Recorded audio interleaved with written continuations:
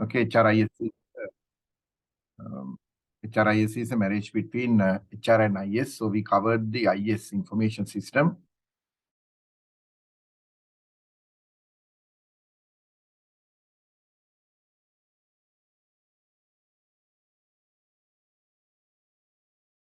System, executive support system, knowledge management system, strategic information systems.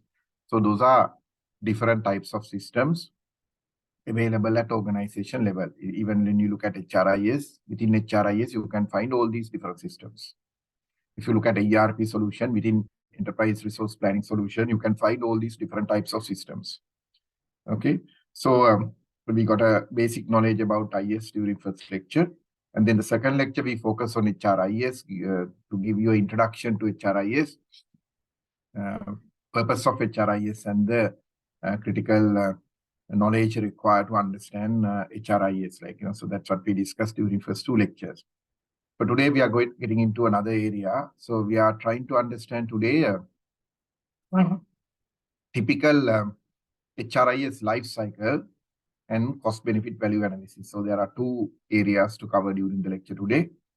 One is HRIS life cycle. So when you are implementing a human resource information system within your organization, so there's a project.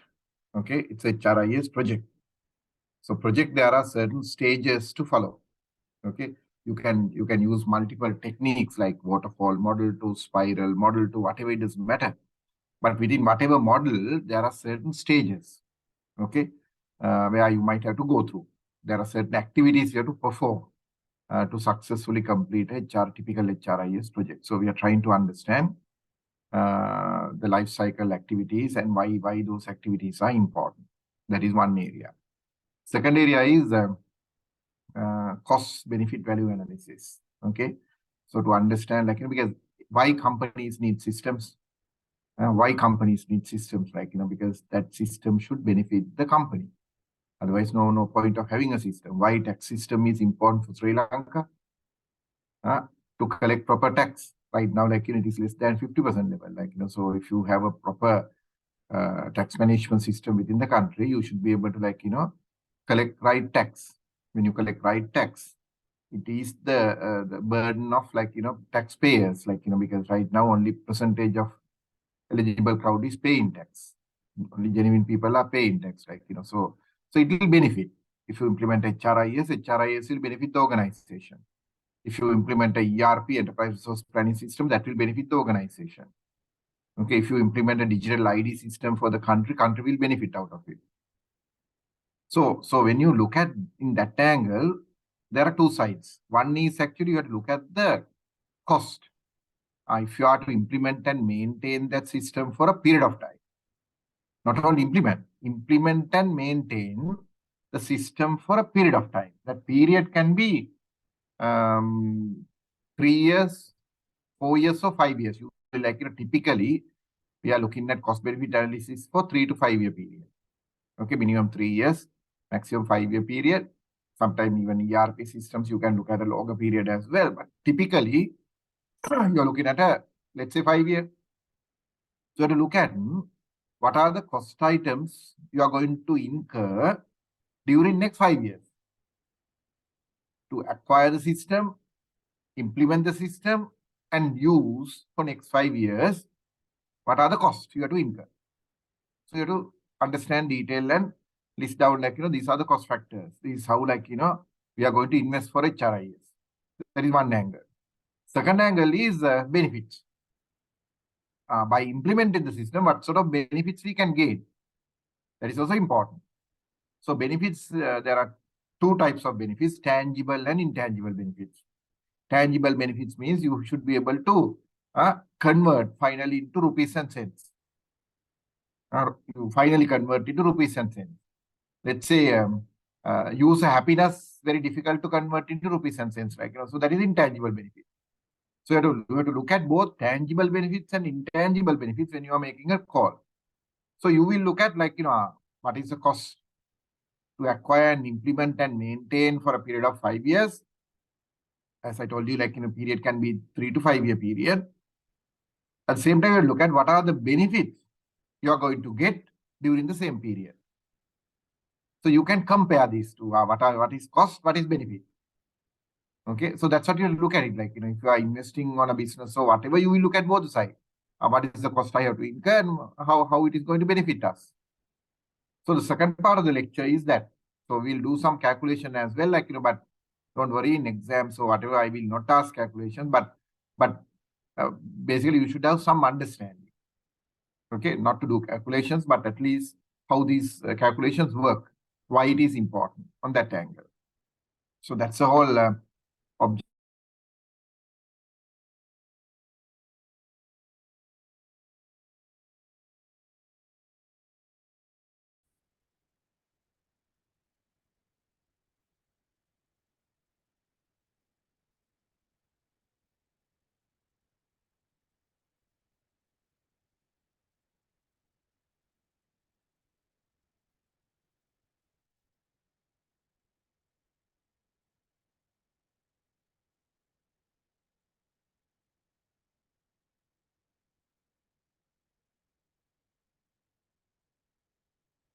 So when you're trying to understand this HRIS life cycle, there are 3 life cycles to understand.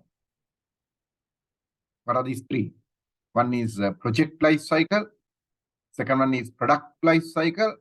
Third one is software development life cycle. Okay, there are 3 life cycles to understand.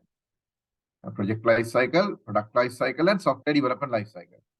I'll start with the last one, software development life cycle. That means when you have to develop a software, when you want to develop a software, so from where you can start the software development life cycle activities. Okay, now you have to develop a software. Assume like, you are developing HRIS from the scratch. Okay, so you need a very unique HRIS solution. Very rarely that happens. So you are developing from the scratch. So what is the starting point? Okay, so typical starting point is requirement understanding. Requirement understanding. So you will do a detailed need assessment, need analysis. Even sometime like, while doing the need analysis, you will do a feasibility study as well. Whether this is feasible to do. Whether this is feasible to do. Feasible to do means, even recently, like, we had a discussion. There was one of the HRIS area, there was a requirement like, came out. Then when we look at like, the development, we realize it is not financially feasible. It is not financially feasible, like, because if you develop that, you might have to charge around couple of $1,000 every month from customer. The component you are going to use, like, technology and stuff like that, the cost is high. So in Sri Lankan context, like, only for that feature is interesting feature. But if you have to charge $2,000-3,000 per month, affordability is not there, like, so we dropped it because it's not feasible. It's not economically feasible. Okay, so you'll have to look at it. Okay, whether it's economically feasible. Or it's, let's say, operationally feasible. Once you develop it, in a given environment, can we use it? In a given environment, can we use it? Is it operationally feasible? Is it technically feasible? Is it technically feasible? Like, with the technology support to do that, like, technically feasible. So these are the things you have to understand, like, so start with the requirement management. They are like, you will look at the feasibility as well, whether the gathered requirement can be delivered and make it to a product or service which organization can benefit.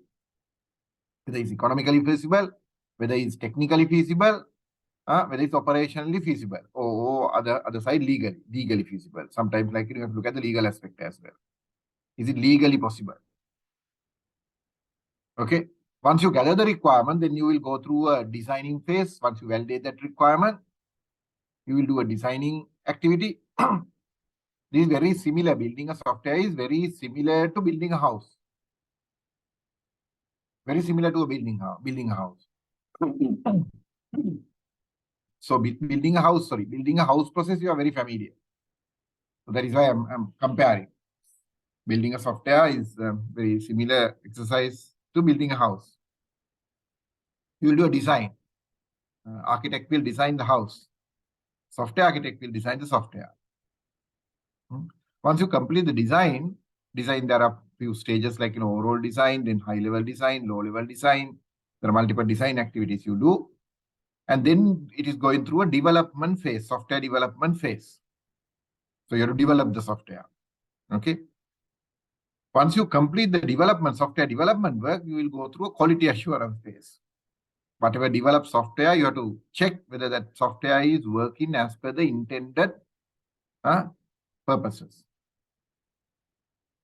Quality assurance, QA, we call it QA, quality assurance, QA. Once you complete the QA process, now it is ready to use. You will do alpha testing, beta testing, user acceptance testing, and many test activities. Now it is ready to use. Then you will implement the system in a given environment. Implement the system in cloud or implement the system in customer server room, given infrastructure. Okay. So implement the system. So that is actually software. Then of course, once you implement, customer will start using the system in live environment for production. Customer will use the system. Customer will use the system, like, for payroll processing, you will use a system. Conduct performance appraisal, you will use a system. Conduct recruitment, you will use a system. Leave application, you will use a system. Attendance tracking, you will use a system. So that's a beauty. So that is software development lifecycle. Typical activities comes under software development lifecycle. So software development lifecycle, there are standard methods like waterfall. That is like, each and every stage will come like, in a sequential mode, one after another. So you complete the requirement gathering before start the designing. You complete the designing before start the software development work. So you complete the software development work before starting the QA. Likewise, it's like a waterfall, step by step. But then there are other model like spiral model, like, so you shorten the cycle, like, you will not develop the whole thing at once. You will gather the requirement in one area. You will do the design for that area. You will do the development for that area. You will do the quality assurance, deployment. One area you complete. Then you move to the next area, next area, next area, next area. Likewise, you are not talking about the whole software at once now. You break that into pieces and continue the journey. That's another model. So today, like, there are agile practices. So agile practices, like, so you might have heard about the Scrum practices and stuff like that. So, like, you let's say engage with customer or the user community then and there, and make things happen, like, on ongoing basis. Very agile, like, so it's not fixed. So likewise, there are multiple practices you can follow in today's term, but end of the day, like, some of these activities remain same. Okay. So then we move to product life cycle from software development life cycle, product life cycle. So we'll say, like, software development life cycle is a subset of product life cycle. That means software development life cycle is part of product life cycle. So what are the additional stages compared to software development life cycle? What are the additional stages in product life cycle? So at the very beginning, now I told you, like, software development life cycle will start with requirement gathering and feasibility study. That's the software development life cycle starting point. Now, product life cycle, there's one stage before that. What is that? It is again connected with feasibility. I'll tell you a story. How many of you all have heard about Ratan Tata? Who is Ratan Tata?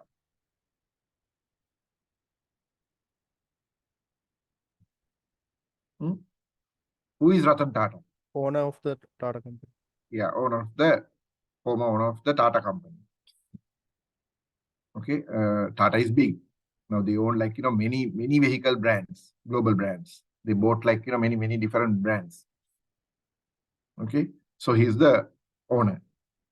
So one day, if you have been to Delhi and Mumbai, in a rainy day, like, you can just imagine the road condition in Delhi or Mumbai. I had office at Gurgaon. During COVID time, I closed down that office, and, like, still the resources are there, but, like, there's no formal office now. But we had an office in Gurgaon, in Delhi. So Delhi, like, there are two cities, sub-cities we call Noida and Gurgaon. So Delhi city, usually, like, during rainy season, obviously there's a flood. Flood levels are like, sometimes even more than a feet in main roads. So one day Ratan Tata traveling by a jeep, like, so while there's a heavy rain, there's a family, father, mother, and two kids going on a motorbike. So with a lot of difficulties, the wife is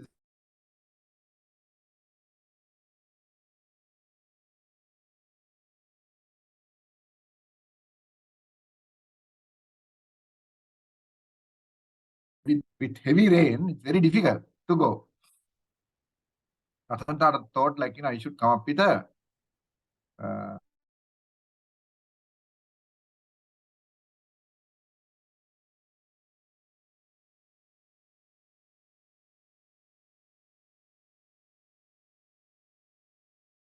team. Can you come up with a motorbike? Sorry, a small car which can replace a motorbike. So the whole concept is what? Small car to replace the motorbike. What do you mean by that? So, like, let's say affordability is one of the critical area.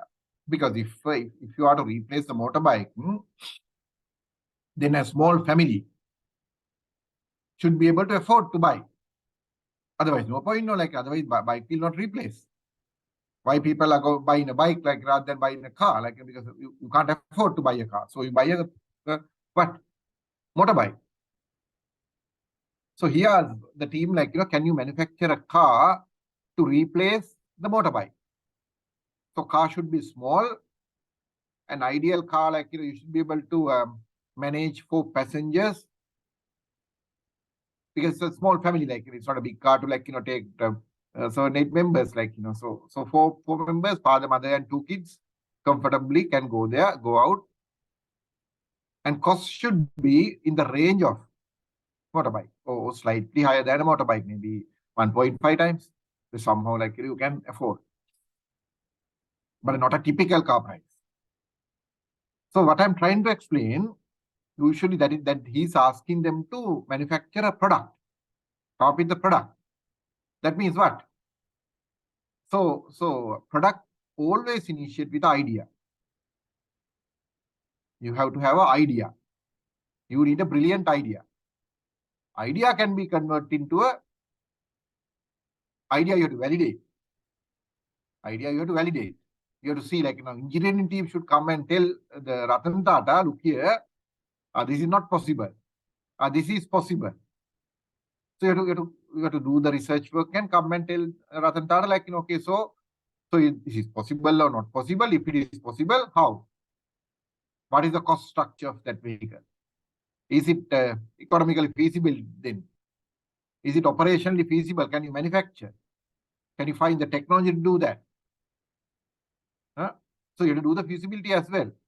Otherwise, idea is not very important, because we all get ideas, like brilliant ideas almost every other day. But you can't convert all the ideas into businesses. That is not possible. I have seen, like, I have worked with these startups, like, so some startups present their product and services. Even yesterday, like, I attended a session where 7 to 8 startups present their cases for funding. Okay, so they were presenting, like, their cases. Their enthusiasm was very high. So they have so much of energy. So they're presenting their cases to an investment committee where, like, I was part of it. So very interesting, like, so we invest on Saturday afternoon, like, just to go through their products. But the challenge is some products, actually, the unit matrix is not correct. You can't scale and earn, because end of the day, like, you have to scale and earn. Product can be good, like, but if you can't scale and earn, so opportunity is very low. So that's a, like, now simple example. Ratan Tata's idea is not just to manufacture one vehicle. So you have to manufacture, like, let's say 500,000, 1 million, 5 million vehicles.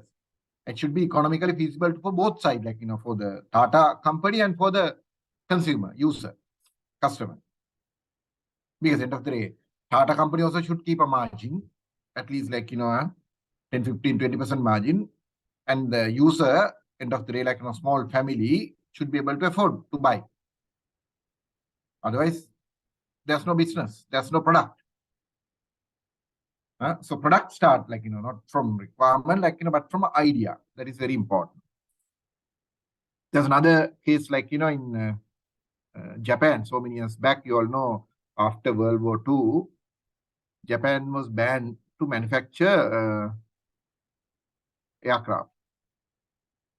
That's why, like, even Sri Lankan former president support Japan, like, as the finance minister, whoever, foreign minister, finance minister, like, so Jayawardena.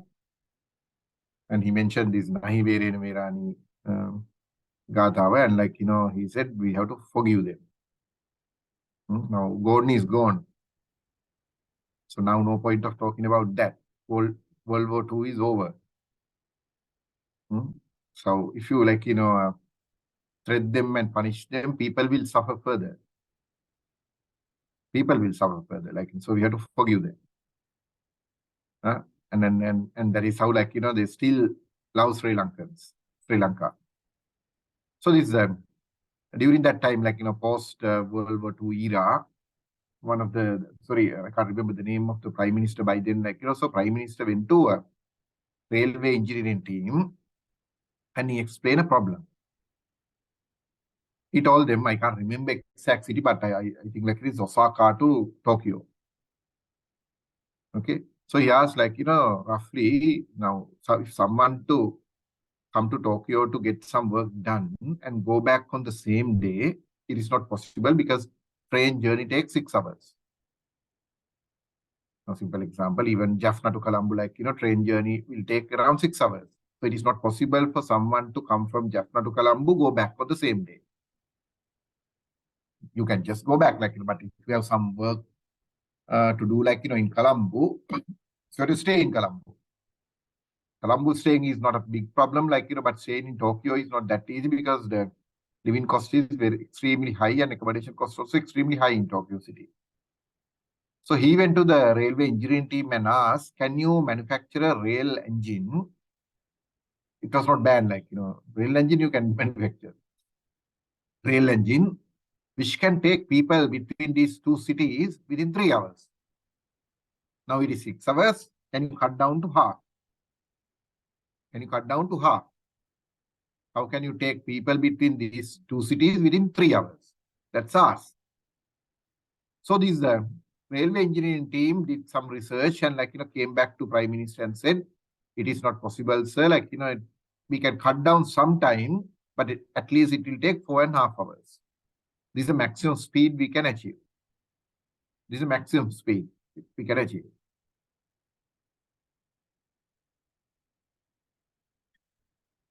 Because these two things touches, there's a friction comes. With that friction, the maximum speed the engine can take for the rail track and this thing, like, so there's a limit in the maximum speed you can take because of friction. Then they said, like, you can't do that, like, maximum speed is this, so at least it will take 4.5 hours to cover these two cities. He said, no, that is not my requirement. Still not possible, like, for 4.5 hours is not possible. So he went to a aircraft engineering team. He went to aircraft engineering team and explained the same problem. And, like, he mentioned his requirement because the aircraft maintenance team or the engineering team during that time, as I told you, banned to manufacture aircraft. So they were doing different research. Now this Prime Minister went and asked, like, okay, with your knowledge, now, like, use that knowledge for a different thing, complete different thing. Like, I'm not asking you to manufacture an aircraft. I'm asking you to manufacture rail engine. If you need specific knowledge about the rail engine manufacturing, I will connect some engineers in that area. But I want you to think differently, act differently, and manufacture rail engine to take people from Osaka to Tokyo within 3 hours. And when they start their research work, they realize because of friction, wheel and the rail track, you can't achieve that maximum speed. So what they did, they create a magnetic field between these two. Wheel and the track, they create a magnetic field. So when you create a magnetic field, these two things are not touching. There's no friction there. So you can achieve the speed. So they did it. They gave the necessary instruction and technology to railway engineering team to how to do that. So my point is actually any product, starting point is what? Brilliant idea. Starting point is idea.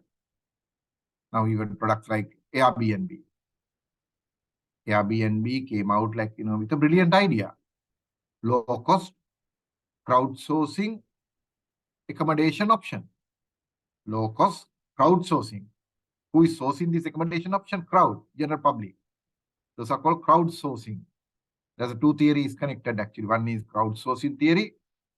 On the other hand, abundance resource theory. Abundant resource theory. I'll explain. These two are important. Crowdsourcing means like, now usually hotels and hotels room provided by hoteliers, hotel owners. Hotel owners is not general public, like, it's not the normal crowd.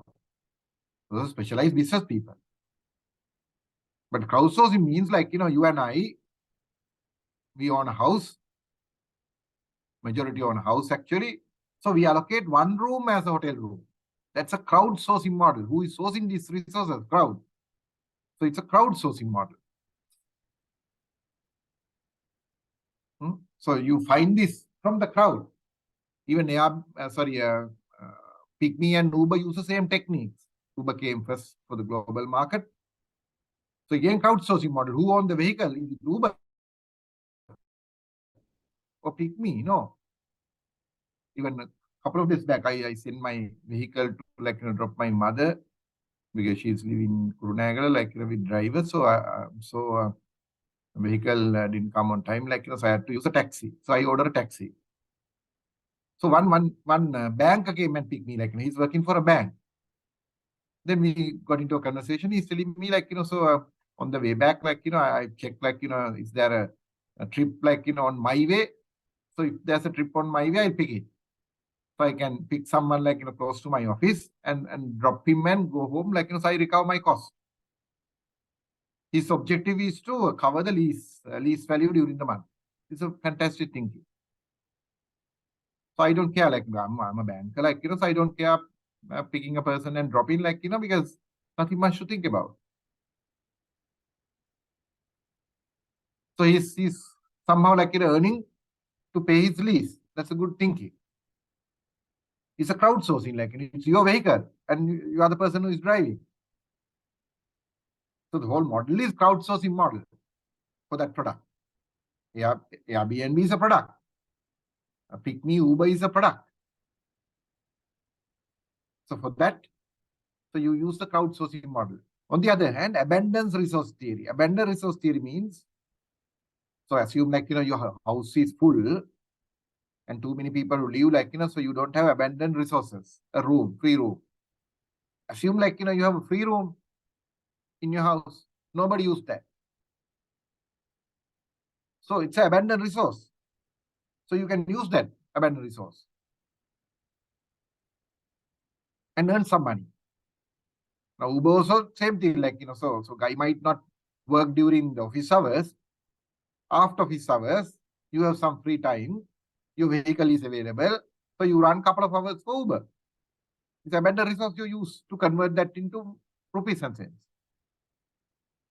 So all these are concepts are start with the idea.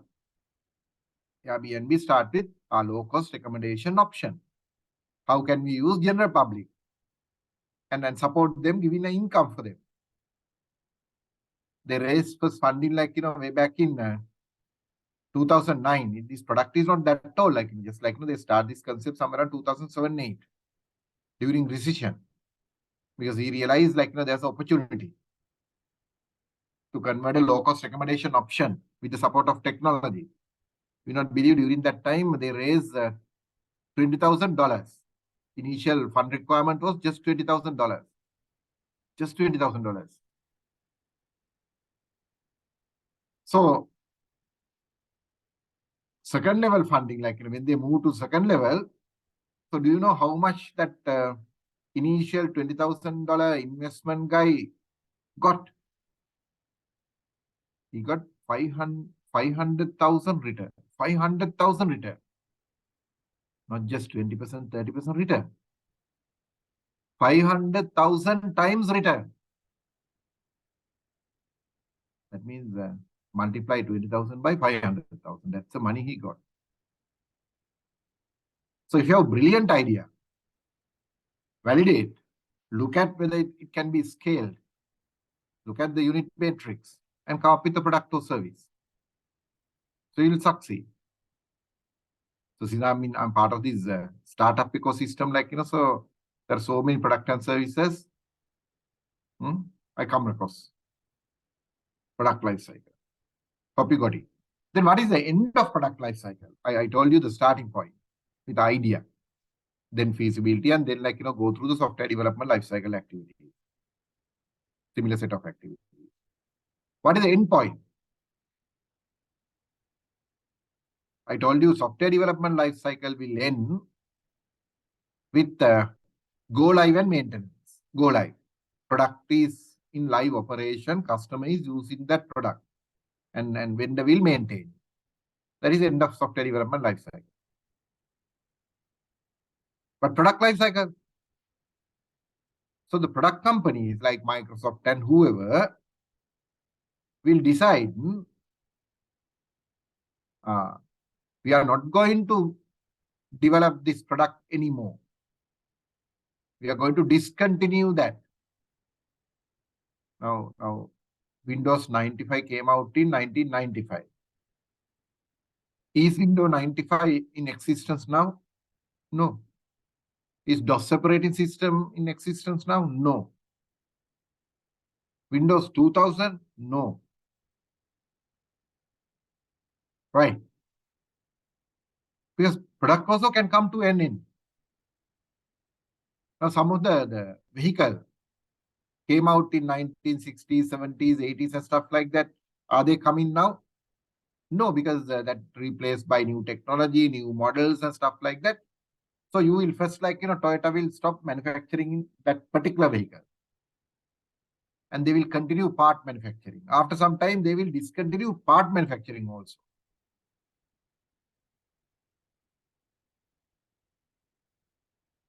So product can come to an end. So you can say we are going to discontinue this particular product. That can happen. The software product, because today's way the technology is changing, rapid change of technology, so you can't maintain product for life. So product should come to an end. One point, you will say we are not going to further develop or manufacture this particular product. We are going to discontinue that. That can happen. Today's term, roughly they will keep that product live for 5 years or so, not more than that. So you'll get a notice saying that this product will be discontinued from this date. It's not possible to maintain the security challenges, infrastructure challenges, because of various things, you may not be in a position to continue. It's not possible, feasible. So that's the end of product life cycle. Okay, you will maintain still for a certain time. Then you will say, you can't do further. Okay, so you got a fairly good understanding about software development life cycle and product life cycle. Any question? You want to clarify anything in these two areas before moving to project life cycle? So are we going to do a feasible study in the product life cycle? Yes, that's what I told you. Now, let's say when you get an idea, for idea, you will brainstorm, idea, so how it works, so what is the real requirement. Then during that time, you will do the feasibility as well. Because that's also important, because now I might get different ideas, but all ideas will not end up with products or services. That is not possible, that is why I know, now if you look at, I have seen more than 1,000 startups during last 5 years in software development space only. Because I'm going through multiple award ceremonies. I'm part of judging panel for many award ceremonies, and then a few programs like Spiration and where the startups come and present their journey and stuff like that. So I have at least seen around 1,000 startups. But how many are really getting to next level, scale up level? Very few. Maybe not even 10%. Not even 10%. Yesterday also, yes, the Singapore, one of the yesterday's discussion, there was a investment company from Singapore. So they mentioned, so they roughly annually get around 1,000 requests for funding. 1,000 requests for funding. So initial round, they cut it to half, 500. From initial pitch, one page, you usually do a one-page teaser summary. So that summary, you remove 500. So balance 500, you study. Balance 500, you study. And that 500, they shortlist to 100. 100. And you listen to entrepreneurs of this 100 every year. Finally, you decide to fund only 10. Only 10. Then 1,000 startups, you're finally funding only 10. What is the percentage? 1%. 1%. So idea should be validated. You have to do a feasibility study. Is it technically feasible? Is it economic? Investors' point of view, mostly they will look at the operation and the legal operation and economical feasibility. Because technology part, entrepreneur should handle it. Otherwise, no point of coming up with the idea. If you can't, because when techie guy come up with idea, you should be able to technically solve that problem. But the investor's point of view, look at what? Economically feasibility, because at the end of the day, why are you investing? Because you want a return. You want a return, that is guaranteed. That is, I told you, Airbnb initial investor only invested $20,000. So when he exit from the business, he got 500,000 into $20. $20,000. Just imagine the value. Just multiply 500,000 by $20,000. That's a return he got. Now, people who invested onto Facebook and Instagram and all these big guys, return was 1,000 times. Because technology space, that's a beauty. Now, do you know, top 20 billionaires in the world today? Take the list, search from net and get the top 20 billionaires in the world out of that list. Other than 2, all others are tech giants. All others are tech giants. Mark Zuckerberg too, Bill Gates too, Elon Musk too, Jeff Bezos too, Larry Page too, all these guys. All top 20, I'm talking about top 20 billionaires in the world. Out of that list, other than 2. These 2 are one is Warren Buffett. Other guy is Louis Vuitton. Fashion brand, Louis Vuitton. So those are the 2 guys, Louis Vuitton and Warren Buffett. Other than these 2, all other 18 guys are tech giants. Why? There's a massive opportunity in tech industry today. Massive opportunity in tech industry today. My recommendation even for you as business people to look at how to connect business and tech and do a business. Now, Airbnb model is so simple. It's not tech. Tech is so simple. Pick me or Uber technology is simple. Any tech person should be able to handle it.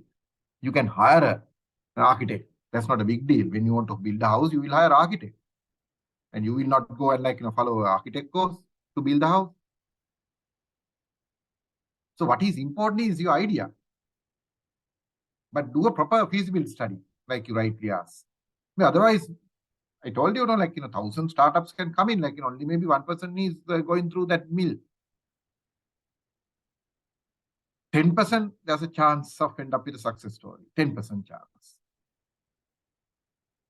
1% will getting into unicorn level. Unicorn level means $1 billion company level. $1 billion company level. Still, there's no unicorn in Sri Lanka. Multiple companies raise funds, one company raised $30 million sometime back. Another company sold their business to $15.5 million sometime back to 2021. Another company raised $90 million. I'm talking about Sri Lankan companies, IT sector. Those are the maximum, so $90 million fundraising is the maximum our guys have done in Sri Lanka.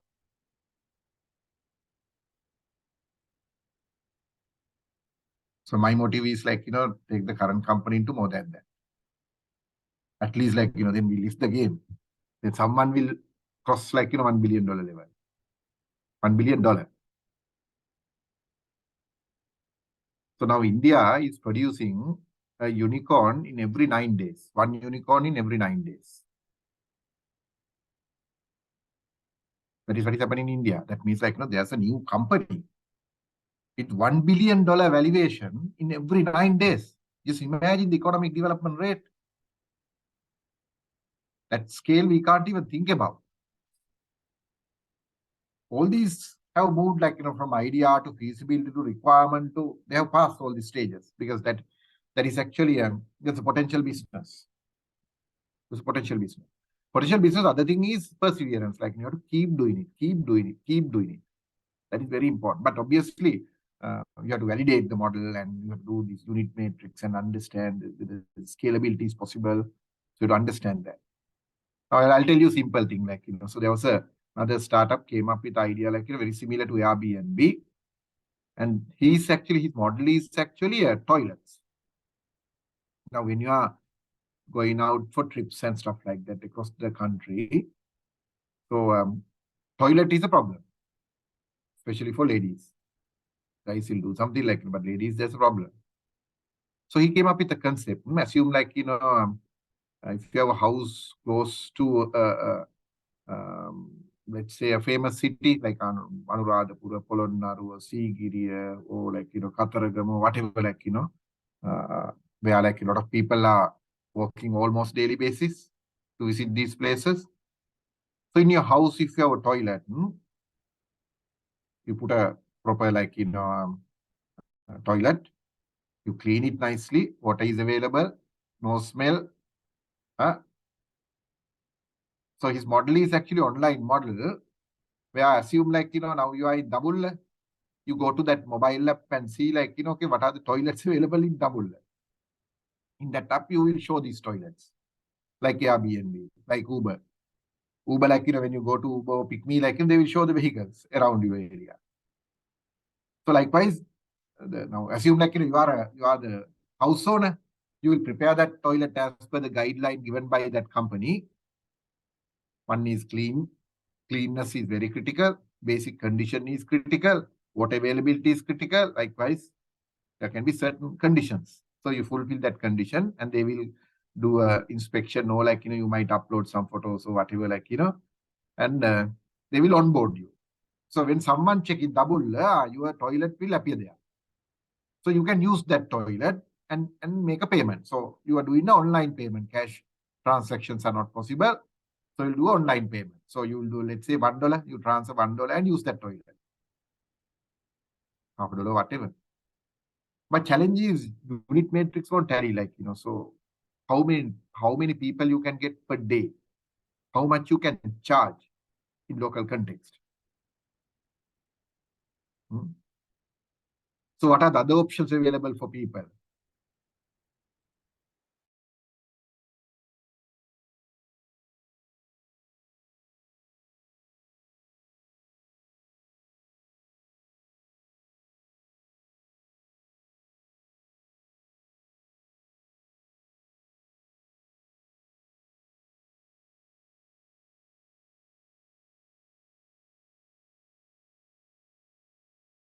companies have like arranged some environment. So you have to compete with them as well. So you can't say like, this many number of people are visiting Sigiriya. Out of that, 50% will use my place. No, it's not going to work.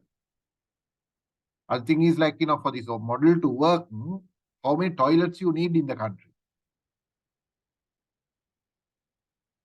So you have to calculate. That is how you look at the economic feasibility.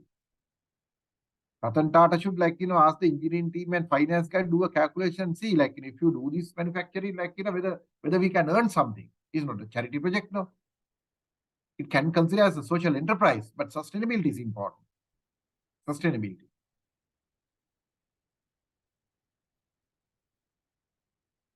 So that's how model work. So very important. Look at the feasibility. I have seen a lot of guys. The problem is actually Sri Lanka literacy rate is very high. I think 93% or so. But our financial literacy rate is around 30%. Financial literacy rate is around 30%. Financial literacy rate is around 30%. You will not believe.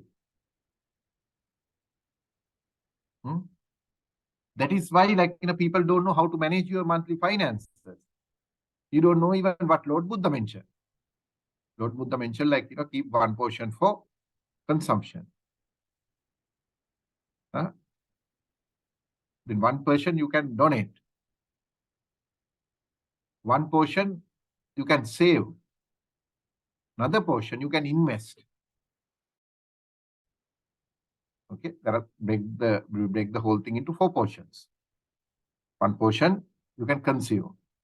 Another portion you can donate. Another portion you can save. Another portion you can invest. How many of you are doing that? Portion you can decide sometime, let's say today's scenario, you might have to consume 70% out of your salary. Assume you get 100,000 salary, for example.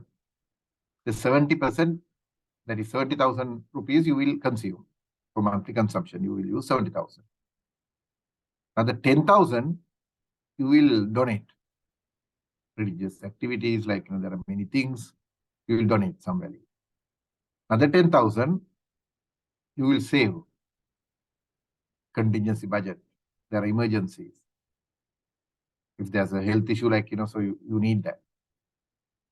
10% you will invest for the future. Majority of Sri Lankans are not doing that investment.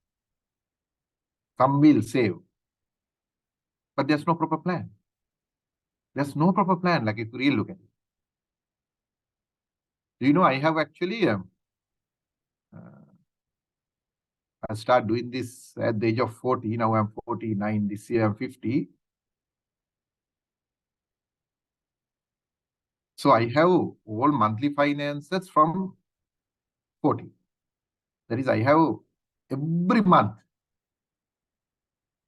monthly finance information for last 10 years, 9+ years. Let's say now 9 years back means somewhere around 2015, let's say 2015, January, my income and expenditure is with me.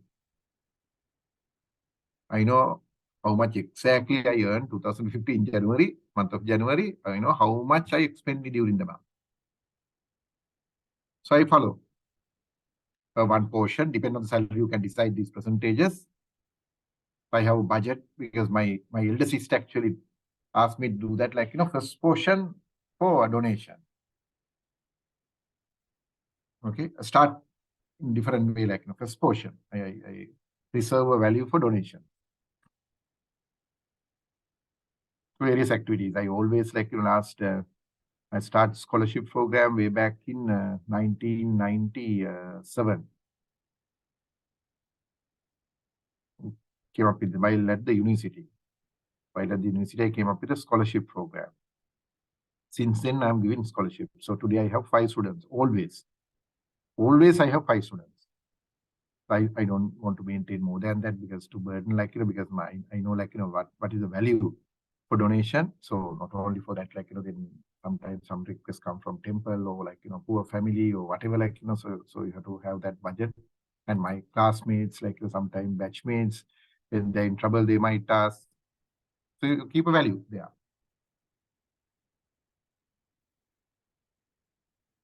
So now actually, since I'm doing this scholarship program, a lot of requests comes but I only maintain 5 and I encourage my friends to do it. Even last week, one of my Australian friend, I connect to one student. You will not believe that student is our garbage collectors, the municipal council garbage collectors' daughter. Now she's doing A level. She got all A's for level subjects. So time to time I support this garbage guy because he comes to collect the garbage, so I gave him different even calculator, when he asked some time back and certain other items, and time I help, but now I felt he need a monthly support for A levels, attending classes and stuff like that. So that poor girl got into Devi Balika now to do A levels. So I connect with Australian, one of my good friend, to do a monthly scholarship from January 2024. At least if we help 2.5 years, if you can make sure my model is little different, not only giving the financial support, we connect with that person, the family, the kid, and have regular conversation to see they are following the game. That is important. So you divide one portion for donation, one portion saving. So you can divide the salary. You can ask company finance, send this portion to this particular bank. That can be the saving. No, you don't need even an ATM card. Other portion you invest. That is very important. There are multiple investment options. So you may not be in a position every month invest, maybe you wait for 3 months, 6 months and accumulate some funds and then invest. You can invest in stock market, you can invest in real estate, you can invest in gold. So there are multiple options. There are investment accounts, to invest. So the problem is actually very low financial literacy. We see when the guys techie guys come up with product and services, they don't know how to do their finance.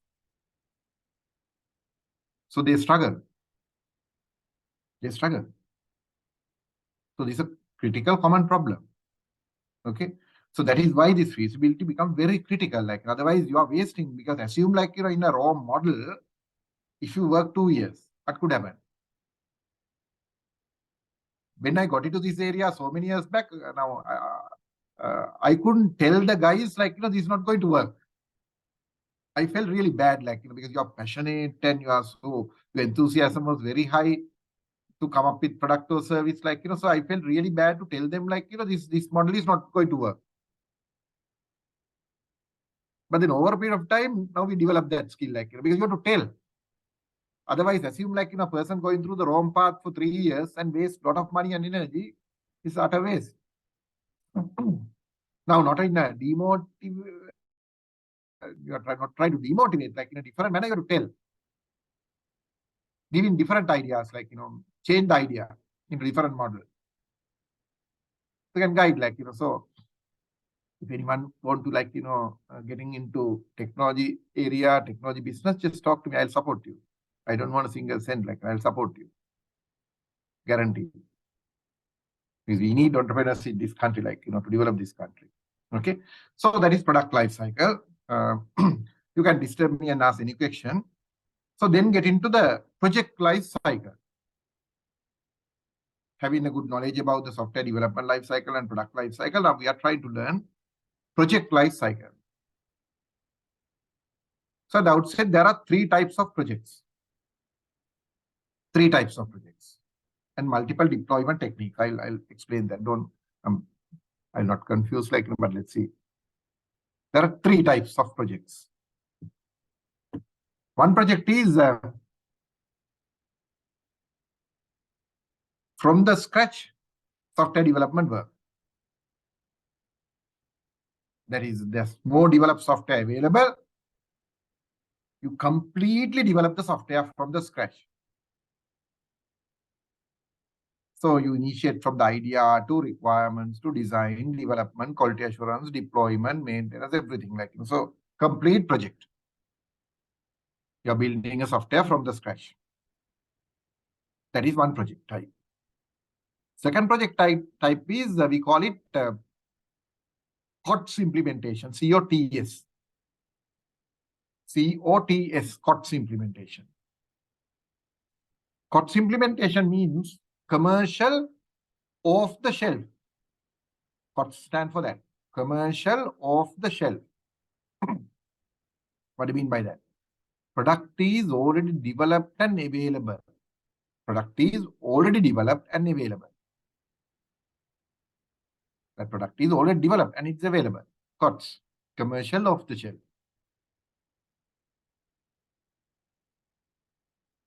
So there's no development work again.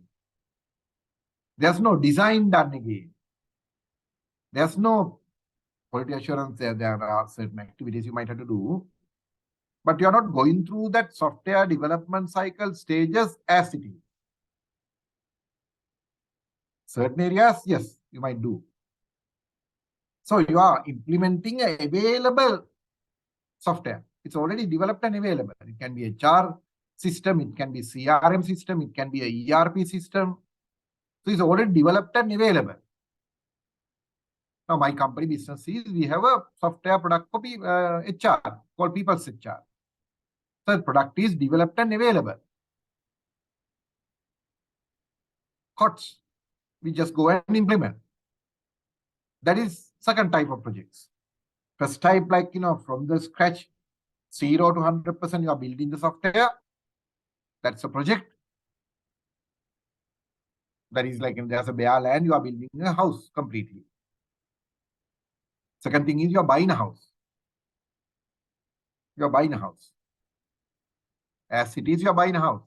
There's a contractor, like, who build a house, like, you just go and buy. It may not be as per your unique requirement, SAC requirement, but manageable. Because if you are building, you will build like, with your unique requirements, like, but when you are buying like, available house, you might have to settle. But you might look at it. Your number of room requirement is 3, like, whether you have 3 rooms with attached bathroom, with AC. So you will look at like, what is your requirement, and based on that, you will do that selection. Still, you have to understand your requirement, like, requirement identification is a must. Otherwise, you can't even get a COTS product. You should know what you require first before going and doing a product selection. If you don't know what you require, you may not be in a position to select a product. Husband might decide, we will go and buy a house. Like, so first of all, you have to sit down and like write down your requirement. What is our requirement? How many vehicles you require to park? How many rooms? How many bathrooms? Size of the kitchen? You will look at it. So based on that, you will go out and see like, what are the available houses for sale? What is more suitable? So that is COTS implementation. Commercial off-the-shelf product is already developed and available. You will configure and use it. You will configure. You get the product. You will configure. Your leave rules you will set up. Your attendance shift roster patterns you will define in the system. Your performance appraisal model you will define. Your training plans you will define. So you will configure. Your organization structure you will define. Your designation structure you will define. Configurations are possible. Develop product, you will configure. And you will do a quality assurance part little bit like, these configurations are correct or not. You don't have to check the development. It's already developed and available, but you are configuring the product. So whether these configurations are working properly or not, you will check it. You will define payroll like, earnings, variable earnings, fixed earnings, variable deduction, fixed deduction. You will define. Then you will process salary and check whether the process salary is correct. Because of that, there's a quality assurance process. It will be. There's implementation activity. We call it deployment. There's requirement study. So there are certain activities involved in even the COTS product. But there's no development and design activities. You will not do the full quality assurance, like, because you don't have to check, like, develop software development work. It's only you are checking the configurations.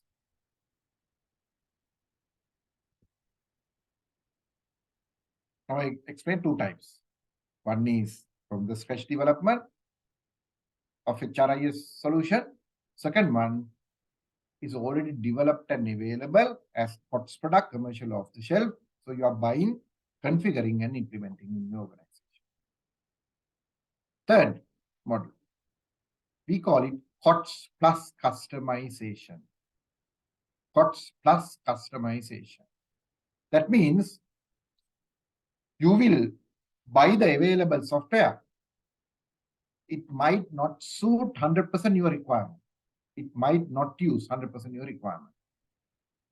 So you will customize that software a little bit to suit your requirement. You will customize a little bit to suit your requirement. That is very important. You are okay to buy a house. You might ask a contractor, I'm happy to buy this house, but can you do a few changes? I want a roller gate. Can you change this gate? Then let's put a roller gate with this height. I have two vehicles, so I need, like, parking to be extended a little bit. Otherwise, I can't park both the vehicles. Kitchen, like, I want a little bit extra space. Can we, like, change this wall a little bit? Likewise, you will do certain changes to satisfy your requirement. COTS plus customization, like, so you're doing some changes. Software also you will do that. You are willing to buy available software, but it won't satisfy 100% your requirement as it is. So you might ask the vendor, shall we, like, do a little bit of changes? So recommendation is don't change more than, like, 10-15%. That it might impact the structure as well. Assume, like, if you are going to change 30% of your house, better not to buy that house. So that is not going to work. It might not satisfy 100% your requirement, but it doesn't mean you are going to go and change everything. So no, that's not recommended.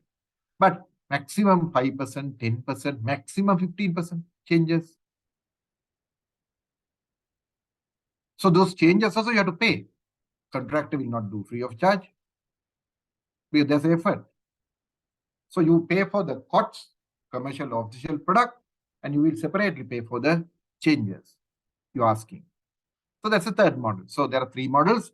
One is what? From the scratch development, complete new software development work. Number two, COTS, that is commercial off-the-shelf product. You're going to use as it is with your local configurations. Number three, COTS plus customization. That's the third model. COTS plus customization. All three are possible. You can decide whatever. And today, when it comes to HRIS journey, you will only go ahead 2 and 3. Either you are going ahead with COTS implementation, commercial off-the-shelf implementation, because HR domain is a common domain, not a very unique. Every company you have HR department. And HR department activity is more or less same. Obviously, there can be unique models, like, let's say, how company A handle performance appraisal can be different to how company B handle performance appraisal. That can be different. Company A recruitment process can be little different to company B recruitment model. But overall, HR domain activities are same. So you will not do from the scratch development. That is not recommended in today's terms, because technology is changing pretty fast. Even if you develop now, within a couple of years, it will be outdated. You have to keep on developing, keep on developing. It's not worth. Vendor's point of view, that is their main business. So they will keep on doing it. They will keep on doing it.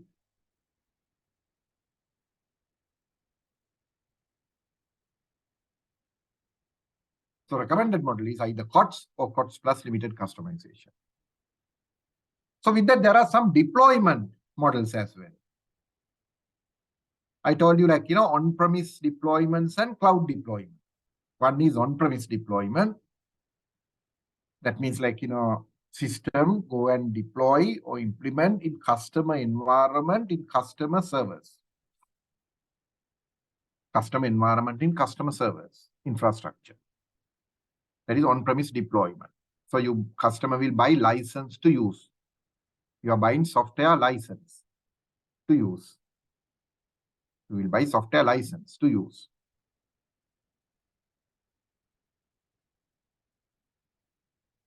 All three models, either you develop from the scratch or COTS product or COTS plus customize all three models. Once you complete it, you can go and implement that customer environment, not a problem. Second deployment technique is cloud deployment, cloud environment. You might have heard about cloud. We are going to discuss in future lecture. Software as a service. Cloud means software as a service. It's a service model. Software as a service, like Uber, PickMe, Airbnb. This is the model. You pay for use. So system is not deployed at your environment, in your servers, in your server room. System is deployed where? Cloud environment. So cloud environment, there are two models. There are two models. So excuse me, sir. Yeah, Darshan. So our slides are not changing, sir. The first slide is there, sir. Yeah, so I'm still there. I'm explaining that. Don't worry. So I'm talking about cloud deployment. Cloud deployment, there are two models. One is public cloud, on the other hand, private cloud. Public cloud and private cloud. Public cloud is a common environment. So your Gmail, if you are using a Gmail account, so you are on a public cloud.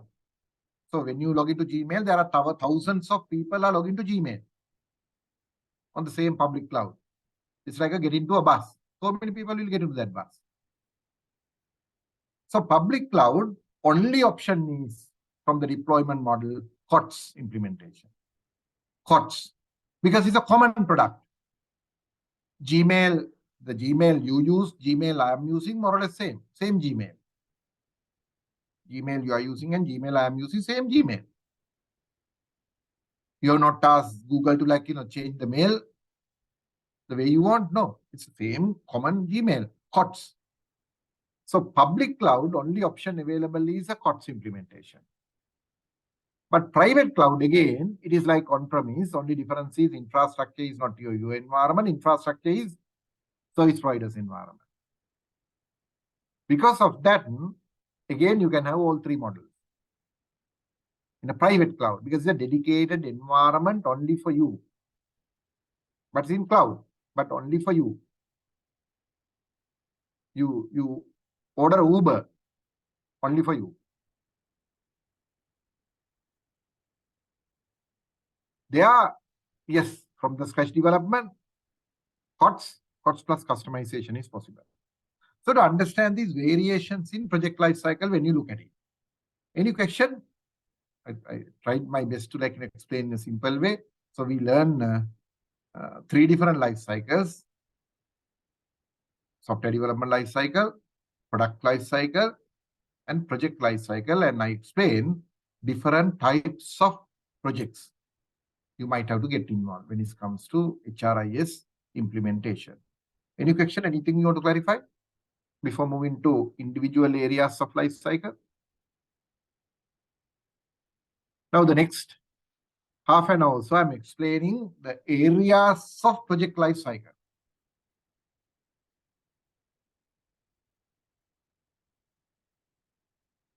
And things you should know. All clear? Yes, sir. Okay.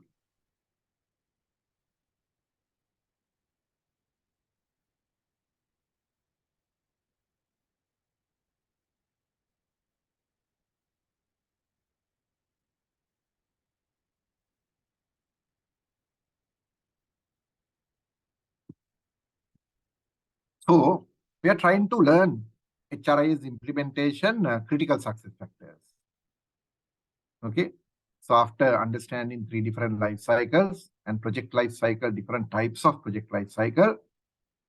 So now we are getting into project life cycle critical success factors.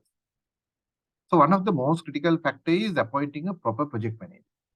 So assume like, there's a HRIS project happening at your organization. HR department should appoint a very competent,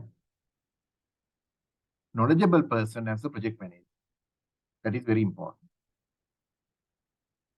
Okay. So to appoint a good person as a project manager, competent person as a project manager. I'll tell you some example. So some time back, maybe 4-5 years back, we kick off a HRIS project, a semi-government organization, fairly a big organization. So I also attended the kickoff meeting upon request from their CEO. So we'll having a chat like, so there's a kickoff presentation, like, so roles and responsibilities and stuff like that, explaining the project activities, life cycle stages, responsibilities of each person, and detail. So then the project manager from customer side was not appointed yet. So when our project manager explained the whole scenario, there's a blank. Project manager from customer blank. Then he asked, can you internally discuss and let us know the project manager? Then the head of HR mentioned, no, we can appoint now. We can appoint now. And then he discussed few things with his next person, maybe the next senior person at HR department, and said, Kamal, you can be the project manager. Kamal was there, like, sitting in a different place. Kamal nodded his head. And soon after the formalities, there was a tea party organized. So I went to Kamal and asked Kamal, so like, you got a big responsibility implementing this project and complex environment.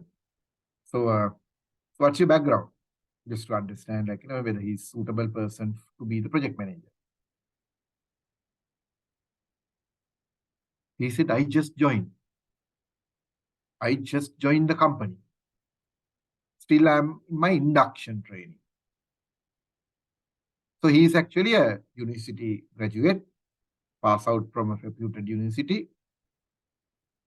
After completing a MHRM degree, very good. But this complex organization, still you are in the first month. So I asked, then I had a chat with him. I didn't want to discourage him actually. He seems to be a very energetic person. But I went to head of HR then. I told him, so you appointed Kamal as the project manager, why? He said, like, no, we haven't assigned any work to him now. All other guys are very busy with their operational and other tactical activities within the department. So Kamal, we haven't assigned any work yet. He's still in the induction. So he has time to do this project. I said, no, that is not going to work. In a complex environment like yours, a junior guy like Kamal may not be in a position to handle this project. He can be a full-time member of the project team.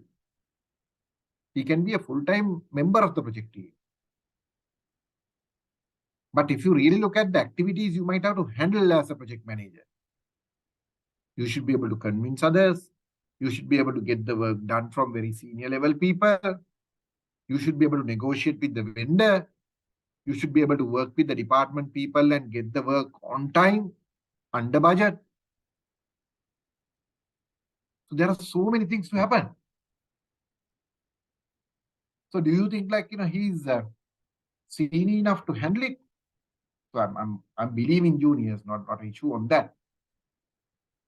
But the politics and like, you have to handle some internal politics as well. He's just learning the subject, like, I think he's not aware even the practices of the organization, HR practices. I said either you have to be the project manager or next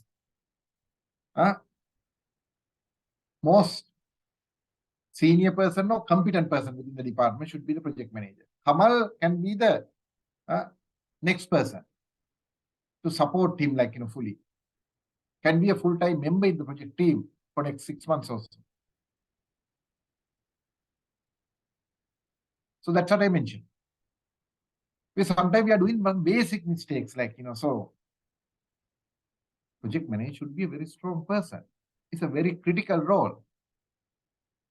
Sri Lanka, why these projects are not moving? We don't have strong project managers. Why the tax department system is still not fully operational? Because what is the project? It's a temporary endeavor having definite start date, definite end date.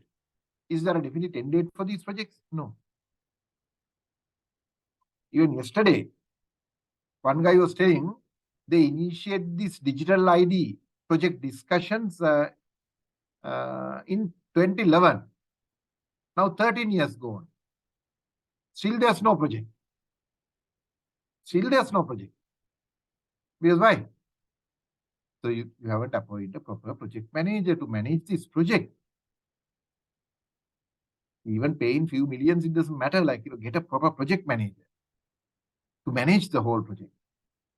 Work with multiple parties. Get the maximum support. Implement the project successfully. You have to be a strong character if you want to be a project manager. It's not that easy to get the work done. You have to use different tactics.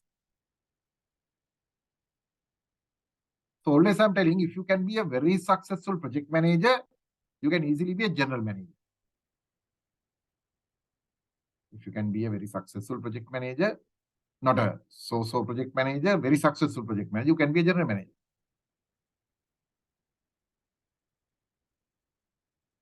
So good person with a proper command, who you can motivate others to work with you, get the team together.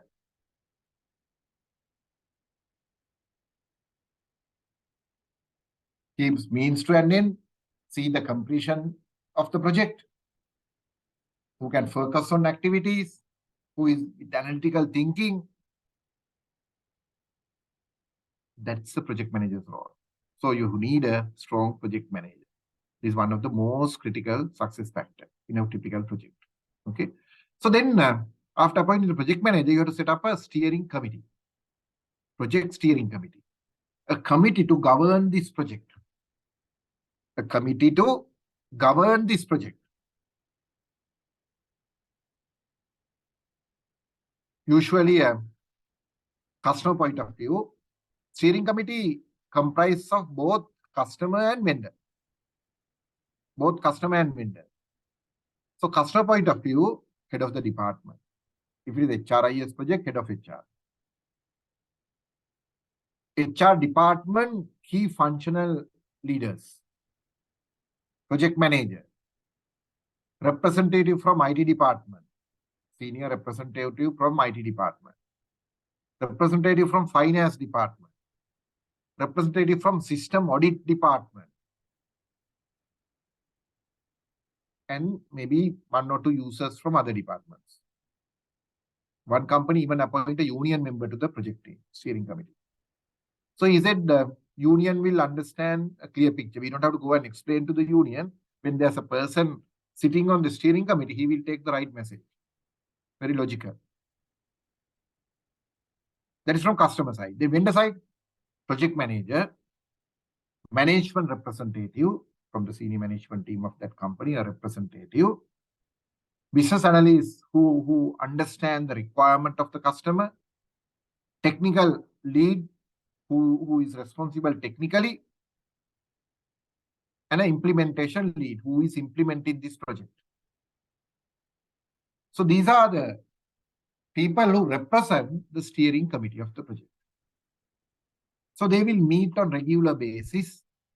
If the project is 6 months project, you will meet every other week. Just 1 hour focus meeting. Discuss last 2 weeks progress. Understand challenges. Come up with solution for those challenges. based on that plan for next 2 weeks. If there's delays, like, how to overcome these delays, how to put the project back on track. That is why this project manager, customer project manager, vendor project manager should work together. Steering committee means one team, not a fighting team. One team that work together and move the project. This is very important. And develop a project charter document. We call it project charter. That is summary information about the project. Detailed description about the project. Detailed description about the project. Now you might have seen when there's a bridge. Assume like, there's a new bridge construction happening. So there's a big name board in Sri Lankan style, like, with some politician faces and stuff like that. But it's not necessary. You don't need politician faces there. It is not politicians' money. You are building the bridge. It is taxpayers' money. Why you need politician faces? So that board will include certain project information. What is this project? When to start? When to finish? What is the funding agency? Is it Government of Sri Lanka or Asian Development Bank, World Bank, International Financial Corporation, or whoever? Who is funding this project? What is the purpose of this project? Likewise, there are certain information given in that board. That is a project charter. So in software project, you can have maybe 1 or 2 page document. Clearly explain project information. This is about the project. Summary information about the project. So assume you onboard a project member, this is the first document to give. Read and understand the project. Read and understand the project. That is called project charter. Then you have to do a coalition implementation team. HRIS project, there are multiple business areas, payroll, attendance, leave, employee master, then performance appraisal, training and development, recruitment, these are the main areas. So you get members from each and every area. You can appoint HR department people. You are responsible to make sure the recruitment module is up and running. You are responsible to go live with payroll. Likewise, you can assign different responsibilities. Get the team together. Implementation team, project implementation team. You have to get a team. Give that responsibility, share that responsibility with the team. So they will understand. You have to clearly explain, these are the roles and responsibilities of the team members. Get the team together, even conduct a workshop, clearly explain their roles and responsibilities. That is very important. Implementation team. Then define project scope properly. I'm talking about success factors, critical success factors. Define project scope properly. These are the areas we are going to cover within the project. These are the functional areas we are going to cover. Phase 1, these are the areas. Phase 2, these are the areas. So clearly define the project scope. Because even bridge, they know, like, how many meters long, what is the, how wide is the road, how many lanes, whether it comes with street light or not. They have to define project scope. Now people are complaining this Meerigama Kurunagala section, some sections without street light. They say it is danger. So now we have to look at, like, whether the project scope is not properly defined. How comes, like, one area there's street light, another area there's no street light? That can't be, So that means, like, scope is not clear. For any project, we have to get both parties together and define the project scope very clearly. That is a very critical success factor. Defining project scope properly. Then, of course, management sponsorship support. So you have to get the management buy-in. You have to talk to senior management because they are the sponsors of this project. You have to have a discussion with them and understand what they expect from this project. What they expect from this project. That's also important. With success or failures, that also matters. Finance might say like, okay, cost recovery should happen within 2 years. So we are investing 10 million now, like, so how soon you can recover the cost? Can you recover within 2 years? Top management will say like, we want to get into paperless environment as much as we can. So cut down your paper requirement by 80%. Reduce the staff of the HR department by 30%. So these can be like critical success factors. So you have to understand top management expectation. Then you have to do a complete process mapping. That's also important. Because HRIS implementation is an opportunity for you to revisit your practices. The way you do things. Do you think way you do things is exactly optimal way of doing things? May not. Because sometimes your process defined maybe 10 years back. You just follow. Still you do the same thing. So that is not going to work. So you come up with a model where you redefine your HR processes when the project is moving. Work with the vendor. I'll tell you a simple thing. I don't know whether I shared this fish story with you. Did I share during my first 2 lectures, like when mother want to buy fish, what happened? No, sir, no. You have not No. mentioned. Okay. Well, this is a simple story, very famous story. Like, we train this, when you do change management, we do that. Okay. So one day mother wanted to buy fish. So in villages, usually so you will not go to the market. There's a guy, those days come with a push bike, but now with motorbike, selling fish. He go very slowly, like Chumpan guy, saying malo, malo, malo, so you just ride the bike. So mother stopped that guy, want to buy fish, like little daughter also ran with mother. So the mother asked a whole fish, full fish. And the guy weigh that, and give the price and stuff like that. And mother asked to cut the tail. Mother asked to cut the tail. Little daughter asked, why?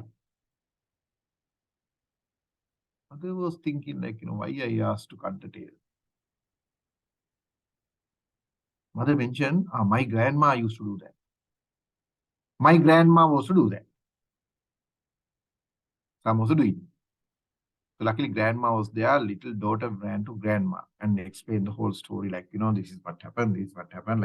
Think about your daughter or son, how they react for some certain new incidents.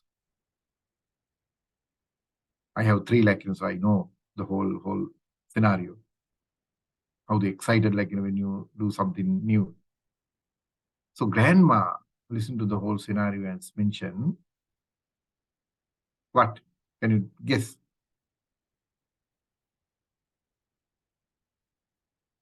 What is grandma's answer? Any idea?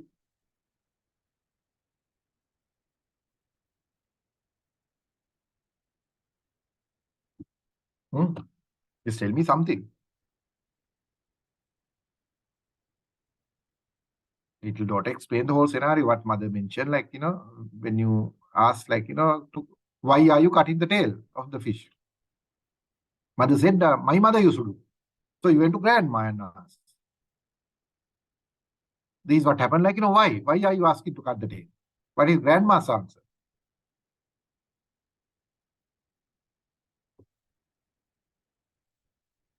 You have 36 students. So someone tell me. Because of her mom doing the same? Yes. That's answer. So grandma is telling, so my mother used to do. So the problem, you have to understand the problem here, so there are certain things within the organization where we are just doing. We're just doing. Sometimes there's no reason to do that even. There's no reason to do it. Because last year we did, we are doing this year as well. Now, simple example, I don't know why companies are printing diaries now. I also got around 3-4 diaries, like, so I don't know why. So I gave it to different people. Because I haven't used a diary for last 10 years, like, so why do you need a diary? Today, there are so many online tools and techniques available with your mobile phone, even mobile apps also. So why you need a diary? Still, there can be like, very old people where like, you might want a diary to like, keep track of certain things. But that percentage can be very limited, like, so obviously in Colombo printing diaries, like, I don't know, like, because last year you printed, because of that, this year also you want to print it. Year before also you print it. Keep on doing that. You look at the impact to your company. Is it really required? Just because you did last year, is there a requirement to do this year? When you look at like in your organization processes, your department, if you relook at it, there are so many processes you are doing without a reason. Without a reason. I'll give you another classic example. There was a HRIS project. Basically, it's actually, we are upgrading from our system to our system, like, system implemented in late 90s, upgrading to latest version. So then one day project manager came to my room and asked, Sampath, there's a big issue in this project, like, so very difficult to do that. I asked why. So they say the old system, they have around 300 different reports. 300 different reports. And they insist the new system, they need all these 300 reports. I said, you are the project manager, go and negotiate. No, I tried, Sampath, like, it's very difficult. I tried my best, like, I had a long chat with project manager, then project manager went and discussed their department people. So no solution. I said, fine, like, so if you can't do that, I have to attend, like, so can you arrange a meeting with all senior guys who can make decisions? But ask them, I need 3 hours. And I'm going to do a workshop on reports. I told them, I'm coming on site. I'll do a 3-hour session on reports, report development and reports, discussion on reports. Just tell them, get me those 300 reports into a list. And I gave some columns as well, the format. First I told him, look, you only get like, report list, clearly report list. Balance column, keep it blank, and we will discuss during the 3-hour meeting. So I went on site. Otherwise, development of 300 reports is a huge cost. It might need at least 400 working days. Just imagine 400 working days cost. Engineering time is massive. That can be more than project cost. Sometimes project guys won't understand that. So I knew the crowd, like, head of HR is a good friend of mine, like, so there were many members in the department, like, happened to be my students, because I'm teaching, like, in Sri Lanka for last 25 years. I actually start my teaching career way back in, when I looked at my records, I started my lecturing actually 1996, 95, 96 time. So now almost 30 years, 29 years. So there are so many people, like, if you walk into HR department, at least 1 or 2 have learned from me somewhere. Even yesterday, like in this investment forum, I met a lady. She's now a very senior position at government, like, saying that, sir, I learned from you system analysis and design subject at IDM way back in 1998. She was telling me. I can't remember, like, because obviously 1998, a student who learned system analysis and design subject at IDM for BCS, British Computer Society exams. 98. She's telling me, still I have those 2 books and notes.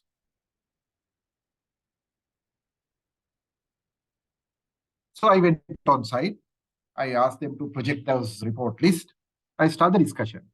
Now tell me, first report, this is a report. Who used that report? Who used that report? So and so, Mr. X used this report. For what purpose? What is the purpose of that report? How often you use that report? Now, what is the report? Sorry, there's another column. What information that report carries? What is the report? What information that report carries? I actually collect those 2 columns earlier. Report name and what information in that report. From my guys, I collect that information. So I did analysis. I realized there are so many similar reports. So many reports you can combine. What happened, like, when you use a system for many years, so HR department people change. When there's a new guy comes, you ask for a report. So support team develop that report and edit. Next month, you ask another report. Assume like when you use the software for 10 years, you have keep on adding reports. Keep on adding. And some report like, the reason also not there in the company now. That guy also has left the company. But report remains. Without even looking at this report list, you say like, I want all these reports. That's the problem.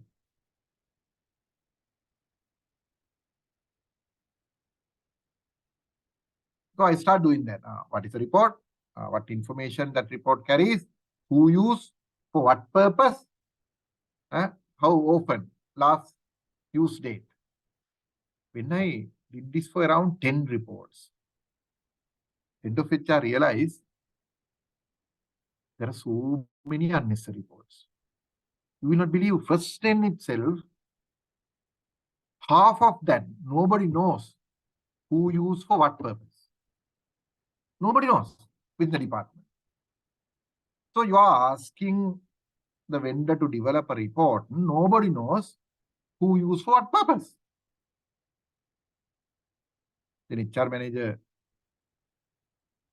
I knew him like he stand up and he said, I don't think we should waste Mr. Sampath's time. So we will do this exercise. Now we know like, what is the expectation. We will internally do this exercise and we will come back to you with exact report requirement. I said, fantastic. That's what I want to emphasize here. Otherwise, face value, when you say like, current system, I have 300 reports, new system also, I need 300 reports. That's it.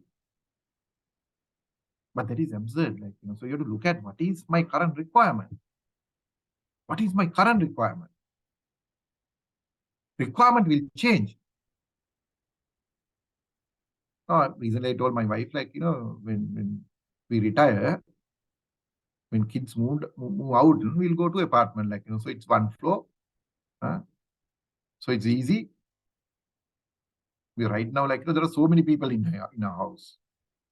3 kids, wife's parents, like, servants, drivers, there are so many people. So you need so many rooms to accommodate their requirement. But when you retire, do you want all this space? No. So requirement change over time. I said, we will just go to like 3-bedroom apartment with all the facilities so we can easily live without much difficulty. So requirement will change over time. So you have to do a process mapping. You have to do an activity audit. We call it activity audit. You do a detailed activity audit. Each and every functional area, what are the activities we perform? That is important. Is it really required? Who does that activity for what purpose? So do a process mapping. I'm telling you critical success factors when you are going in with the project. Then you can start the HRIS implementation journey with a detailed need assessment. So you have to detail each and every area, our recruitment area, training area, performance appraisal area, time attendance area, leave management area, employee master, payroll, benefit administration, loan management, likewise each and every area. Do a detailed need assessment. Why do you need that? A simple example, if you are recruiting only 5, 6 people per year, do you need a proper recruitment management system? Rather unnecessary. You don't need. So that is why it's very important to a need assessment. What is really required? So if you do a proper need assessment, you will end up with a document called business requirement document. Business requirement document, BRD. This is our business requirement. That is very important document to develop. What is your business requirement? So you'll understand the need, you'll understand the budget, you'll understand the time it takes to implement that. That is important. So then when you, before getting into HRIS implementation, you have to do HRIS planning, proper planning. Even need assessment is part of the planning. Do a proper planning. I'm always saying, like, failing to plan is planning to fail. Why we should plan to fail?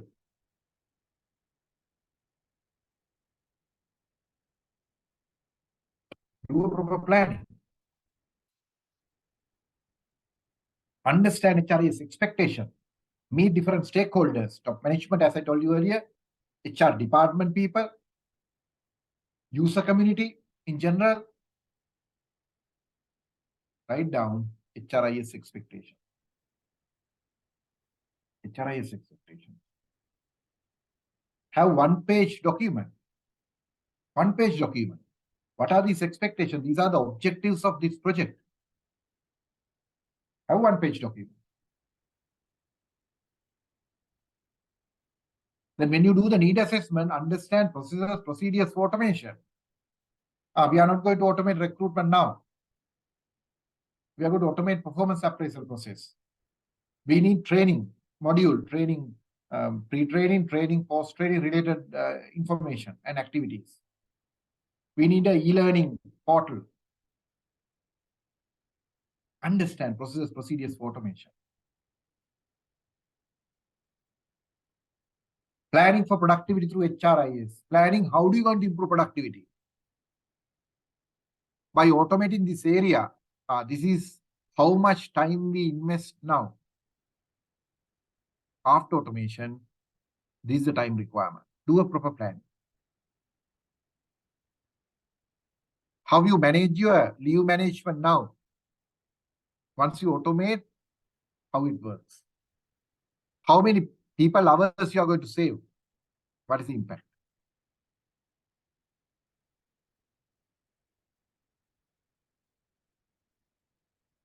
Plan for productivity. So then do a cost-benefit analysis. I'll come to that point a little later.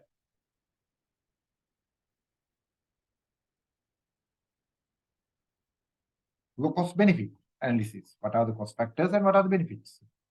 So do a comparison, as I told you, like, for 3 to 5 year period. Getting management support for HRIS. Get the top management support. Get them involved in the project. Give them some tasks. And also understand the limitations. Automation might have limitations. You may not be in a position to get it done everything. You can have infrastructure limitations, bandwidth limitations, financial limitations, knowledge limitations. You don't understand that. Okay? So these are some things, again, you might have to look at it. So when you are going into the project, what happens? Customer or the user department will provide requirement. Your user department. HR department will provide the requirement.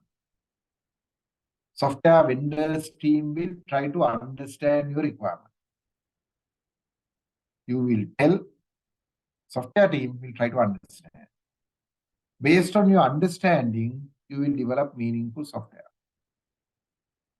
Based on your understanding. So, how are you going to minimize the gap? Ideally,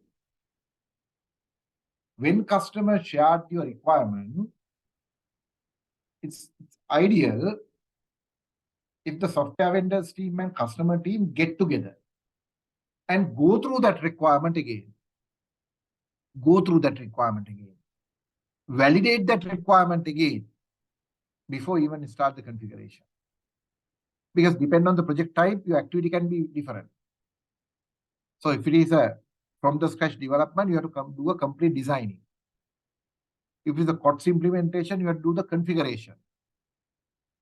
If it is COTS plus customization, you might have to do certain design changes, you might have to do certain development, and then configuration to develop the meaningful software for the external HR department team. So ideally, you should work together and understand the requirement properly. That is very critical stage.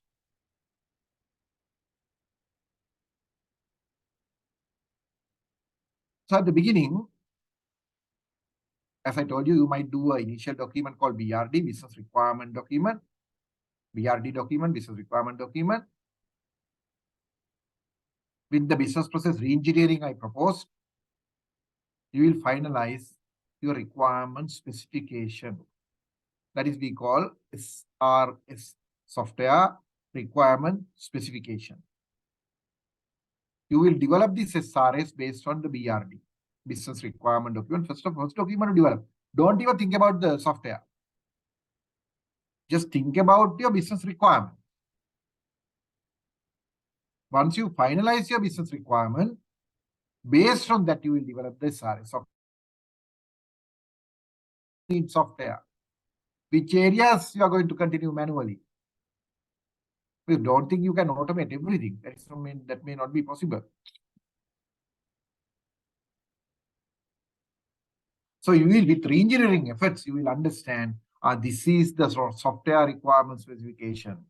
Development of SRS is very critical. Otherwise, vendor can't even send you a proposal. Because if you don't know what you require, how can they send a proposal? That is not possible. That is not possible. So you have to do a make or buy decision. Either develop, as I told you, from the scratch, or buy available software. When it comes to buying, there are two models, as I told you, COTS implementation or COTS plus customization. What is the option? Today, make option is out. Very rarely you do that. Mostly you will buy. Buy, again, like as I told you, COTS implementation or COTS plus customization. Then again, buy license or going for cloud. So you have to decide. So with those decisions, you will do a request for proposal, RFP. We call it RFP, request for proposal, RFP. That is, you will tell outsiders, look here, we have a HRIS requirement. This is our requirement specification. This is the model we want to deploy. We are expecting cloud, COTS implementation on a public cloud. You will tell what you want. How do you want? That information will go to request for proposal. You will develop a detailed request for proposal. How do you want the proposal? There can be a compliance sheet. So you will ask vendor to fill that compliance sheet. You will ask vendor to submit additional information. You will specify technology, security expectations. So typical RFP will include technical requirements and non-technical requirements. Proposal submission criteria, many things. Even project team members like, qualifications. So based on that, you will collect proposals. Based on that, you will collect proposals. Once you collect the proposal, you will go through a vendor evaluation, proper vendor evaluation. So vendor evaluation, you will have some criteria, feature mapping. I told you, this is what I want, this is the available software. What percentage they can accommodate. I told you, if you are to change that software like, more than 30% or so, it's not worth. So you have to find the matching software. Otherwise, you have to be ready to change your requirements. Price, because you have a budget. Track record of the vendor. Their references. Have they done similar work in that area? What is the success ratio? Obviously, you can't do like 100% successful projects, but what is the ratio? Financial stability of that company. That's also important. Why? Otherwise, tomorrow they will close and go. So you are using the software. So you are in trouble. Business continuity. Business continuity is important. So you will select few criteria, and based on that, you will do a proper selection. This is what I told you, like two important documents. One is SRS software requirement specification. That will include all customer requirement for automation. Customer requirement for automation. And SRS will be part of RFP. Part of RFP. 50% of the RFP content will be SRS. But balance 50% other information. Like proposal submission criteria, how do you want pricing? Do you want pricing for next 5 years? What is the breakdown you require? Suppliers qualification, team members information, technology you expect, availability, usability expectation, efficiency expectation, security expectations, technology expectation. You will have so much of information in RFP. Tender submission criteria, clarification, whom you should contact. So there can be so much of additional information other than this RS. So if you can make RFP very accurate, if you can get the RFP very accurate, you can get an accurate proposal. If the RFP is vague, so you may not be in a position to get a proper proposal. Because the reader, if I'm reading your RFP, I should understand your requirement. That is important. I should understand your expectation. Based on that only I can bid. So don't publish vague RFPs. Very difficult to get in. Don't have vague clauses. There was a tender like, recently, there was a clause saying that any other requirement arises during the project time required to address by the vendor. I said, don't bid. Why? The two options, no, either clarify that clause. Any other requirement. What do you mean by any other requirement? Any other requirement, like it's a very vague statement. You might come and say, like, we have a finance automation requirement, like, so now within the project, this requirement came up, so you have to deliver. Because any other requirement arises during the project team when they're required to fulfill. Otherwise, you have to add around 100 million to the project value. So you can't do that. You have to be very specific. This is what I want. If you can't tell that, like, how are you going to bid? RFP should be clear. Should be crystal clear. So other areas you have to look at, like, when you're going in with this exercise, interfaces with other systems. So this system will link with many other systems. HRIS will link with finance system, production system, CRM system, government systems. Now, if it is US federal tax department, in Sri Lanka, pay tax department, EPF, ETF departments, you have to link. Bank, to develop the bank discount, like, do the fire transfer, salary transfers, stuff like that. Third party payments.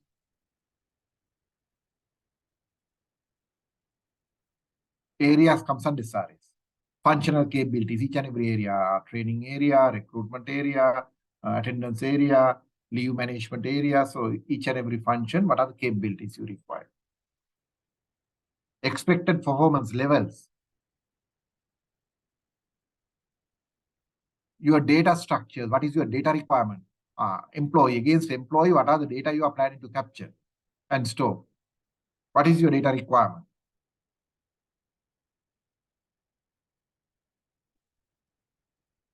Security and privacy requirements.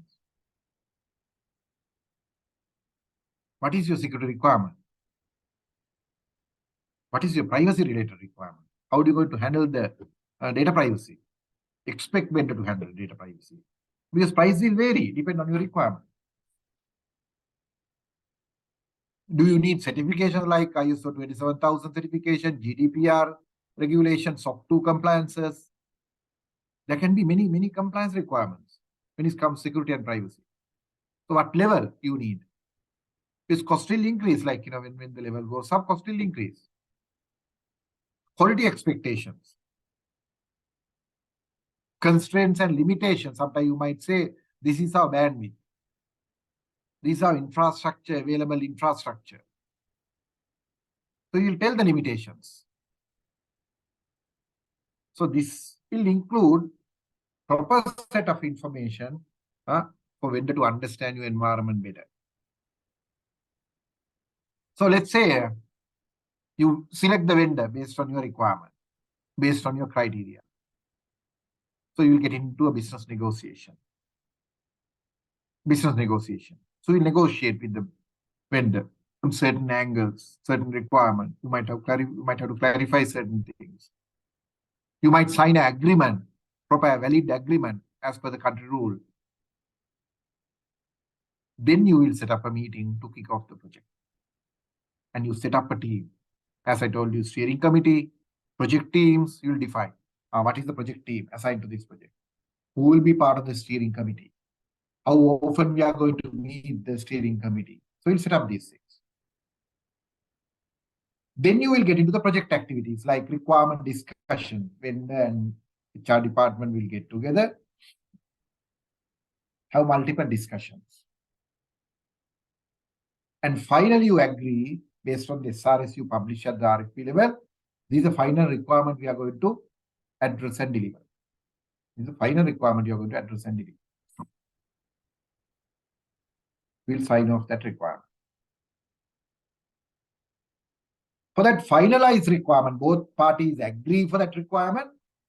That requirement, you will do either system design if it is a new development, or system design changes if you are doing COTS plus customization.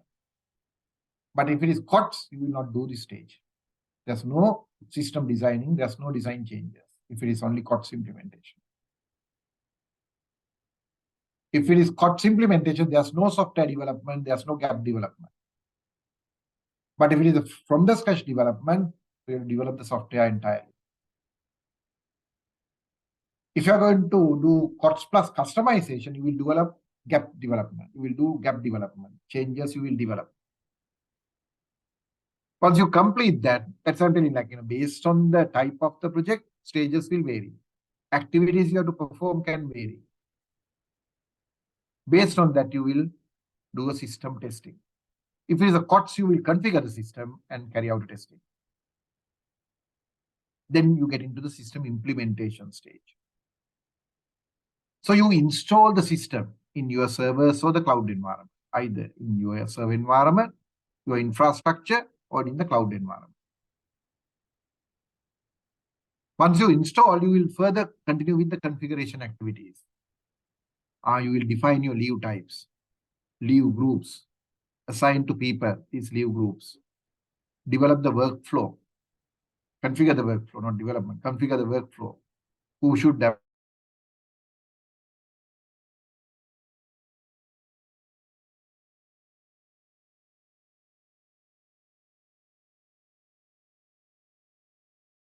what are the shift adjustments, grace period for different shifts, overtime configurations, normal day after office, holidays overtime, OA day, Sunday, whatever like you will define. Configurations. Once you do the configuration, again, you will do a testing. Whether this configured software working properly or not. Configuration. So then you will train the users to operate the new system. You will train. At the end of the day, HR department should know how to use the system. That is very, very important. You will do a proper training, how to use the system.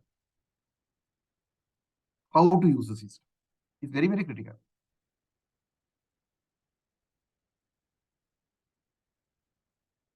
Then what do you do? Convert data in the old system to the new system. You do a data migration.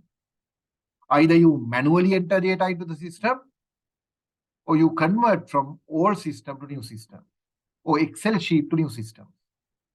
You might have to do a data preparation work, data cleansing work, check the accuracy, cleaning data, and update the new system. Because you all have to understand garbage in, garbage out. If you bring inaccurate information to the system, your information will be also inaccurate or wrong. So to make sure that what happens, you bring accurate information and you get the accurate output.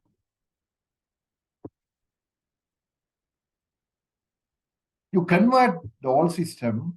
Now you have done the data transfer also. You are moving now from old system to new system. System cutover, we call it. There should be a system cutover process. You are moving away from manual system and settling with the new system. You shut down the old system and move to the new system. You decide a day now, 1st of January 2024, we are going ahead with the new system. There can be multiple stages, multiple models. I'll explain in the next slide. Direct conversion, parallel conversion, phase conversion, and pilot conversion. I'll explain that. Once you do that, you will do a system acceptance. Implement the system now in the live environment. So you will do a acceptance. This is a direct conversion. That means you decide a date, let's say 1st January 2024. You remove the old system and you are completely moving to the new system. Old system will not be available from 1st of January 2024. You decide a cutoff date. After that cutoff date, old system is not available, only available is new system. That's one direct changeover. This is a high risk, but very straightforward. So there can be problems in the new system, you sort out. Low complex environment, this can be done. But ideally, most of companies, they go through a parallel conversion. Parallel conversion. What do you mean by that? You run the old system and new system parallelly for a period of time. That parallel period can be 1 month, 2 months, maximum 3 months. While the old system is running, you start the new system as well. Both the system you run for a period. It can be even 1 week, or it can be a couple of months. Workload during that period is high. Because why? You have to update the old system, you have to update the new system. But you get the opportunity of testing. Now, assume like payroll. So you'll run new payroll and old payroll for the month of January. So you get output from both the systems and check the accuracy. When you are comfortable, you will move to the new system. That is parallel conversion. Then pilot running. Pilot run means our new system is ready to operate. But assume like you are a 300 branch bank operation. You will not open the new system for the entire bank. What you do, you open the system, few head office departments and few branches. Out of 300, you select 10 branches and IT department and HR department, 12 units. In these 12 units, you run old system and new system for a period of time as a pilot operation. Tell them, people who are involved in the pilot operation, you give them some guideline, you educate them, you tell them like, this is a pilot run. Just use the system. If you have any problems or errors or whatever, just let us know. So you collect the feedback, do some course corrections before deploying the system to other departments and branches. You run a pilot. You can do pilot and parallel both. Hope you can understand the diagram. Then you do a phased implementation, phase conversion. Phase conversion means that now HR system might have 20 different functional modules. You might not implement all 20 functional modules at once. You will only implement 5 modules now. Only 5 areas. Only 5 areas now. Phase 1. Phase 2, another 5 modules. Phase 3, another 10 modules. You go for a phased approach. Because HR department may not be in the position to handle the workload at once. You go through a phased approach. That's also possible. So these are different techniques to move away from the old system and to settle with the new system. Obviously, this stage is very critical. Because you might feel, because change is difficult always. Change is not that easy. Change is difficult. When you are changing, you might feel difficult. A new system is not working. New system will not give you the right output. There can be multiple reasons. Sometimes you may not know how to use the system effectively. Because you are just like, start using it. Or there can be system bugs, system errors, you need to correct it. That is why this conversion period would be very critical. So you invest quite a lot of time and energy. Do a proper job here. Once you do that part, you will go through a system handover process. System handover process. So vendor will hand over the system to customer. Now, what is happening when contractor build your house? What do you do? One thing everyone is doing, like, when contractor hand over the house to you, tell me, like, one thing you do. One critical thing. You might have gone through this process, building house. What do you do?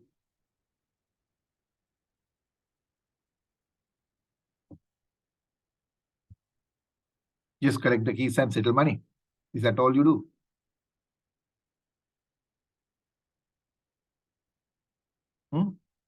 Tell me anything you do. Something very special.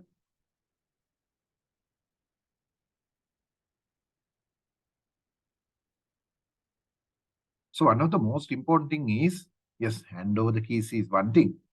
So vendor will not have rights to system, and those system rights hand over to customer. So HR department and IT department will together decide who should get this system security rights, system administration rights. Most importantly, you will close trapdoors. Trapdoor. Do you know when you hand over a house, something you do, you might change the locks of external doors. Why you are doing it? Because you can believe contractor, but with contractor, there are so many people working in this project. So many people working in this project. So temporarily, you might fix some lock, front door, back door, external doors. When you are handing over the house, you might change it to proper locks. Why? Otherwise, people can keep copies of those keys. Later, they can come and open. So that is why closing trapdoors, even system development environment, this can happen. So IT department and the user department should get together, work with the vendor, and close these trapdoors. It's called trapdoor. Trapdoor is a computer crime type. It's a computer crime type. Because there was a famous case, like, one day, one guy actually who is working on a banking project. You're working on a banking project. Because of some fraudulent action, like, the vendor company fire that employee. Senior guy, tech lead level person, senior tech person, fire the guy. The guy usually going to this customer site for different activities. So straight away, during this is actually happening last stage of the project implementation, this guy, after firing from the company, directly go to customer side. Customer is not aware that company has fired. So you log into the system. You had a trap door because you have username and password to enter the system. You plant a logic bomb. Logic bomb. What do you mean by that? Logical bomb. So you can write a piece of code saying that by 31st December on this date, you might completely destroy the backup process. and delete certain data from the system. So you first remove the backup process, dismantle the backup process. And from January 1st, onwards, whatever data you enter, it is not going to the system as well. You plant a bomb. And later only you identify, now backup system also not working. System is not only properly updated. So big issue. Then only they investigate, they realize this guy has gone and plant a bomb. Those are called trapdoors. So it's very critical to get together and close these trapdoors. Otherwise you're on risk.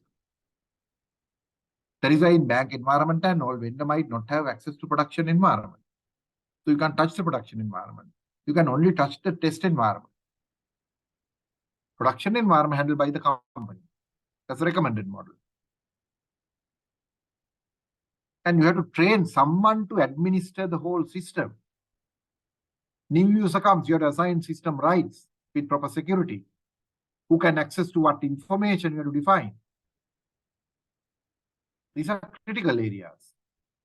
Okay, those are called system handover functionalities. And internally, you have to develop documents. Who can access to what information and functional areas in the system? System usage matrix. You have to develop. You can even assign certain rights to vendor because vendor might have to do some maintenance work. So you can create a user and assign certain rights. Not a problem. But you know what user the vendor will use. What are the rights of that particular user? So you'll understand that. So once you do that system handover process, you'll get into a system maintenance process. So you have to maintain the system. You have to correct certain errors, bugs, initial phase, let's say, couple of months, 3 months. So you have to sign a maintenance agreement with the vendor. So during that period, vendor will stabilize the system. Obviously, future changes, there can be technology changes, there can be functional changes, there can be regulatory changes, government will change taxation. So you have to go through these changes in the system. So that is why you need a system maintenance, proper system maintenance contract with the vendor. So there's a responsibility. There's service level agreement, SLAs. You have to agree with the vendor. So you sign a maintenance agreement. So when you look at the whole process, planning stage, let's say you do a initial requirement study and the feasibility. Based on that, you will develop a business requirement document. Business requirement document will go to analysis phase. Based on the analysis you do, based on the decision you make, you will develop SRS, software requirement specification. SRS will be used at the design stage. And based on that, you will develop a high-level design and low-level design. Design documents will go to the development phase, and you will develop the source code, program changes. Those source code will go to the testing stage, and you will test the system. And based on that, you will get the test cases and test results for the working system. So these are some of the stages and the documents we use throughout the project life cycle. Okay. So we can continue from that point during next lecture. So cost benefit value analysis we have to do. We'll stop this point. Any question from the area I covered, so interesting area I covered. So a lot of things we discussed. So any question before we close?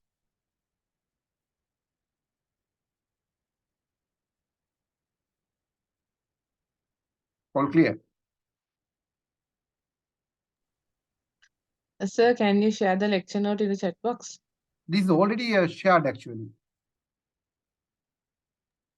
So it has not been uploaded to LMS yet. Yeah, that's what, can you ask them to upload on time? Usually I'm sharing with 2 days before the lecture. All right, okay, sir. Yeah. So do you know the coordinator? Yes, sir. Yeah, please ask them to upload the lecture notes. Right. Thank you, sir. Yeah. So next week we are meeting physically next Sunday. So let's discuss. I'll give you the assignments as well. I'll share the assignments also before the next week lecture. So during the lecture, physical lecture, we can discuss the assignment as well. Okay. Then let's meet next Sunday morning. IT lecture is from 9 to 11, if I'm not mistaken. Am I correct? Yeah, yes. Correct, sir. Yeah. So I'll meet at IHRA at 9 a.m. next week. Have a great week. Thank you. Thank you, Thank sir. you, sir. Thank you, sir. Thank you. Thank you.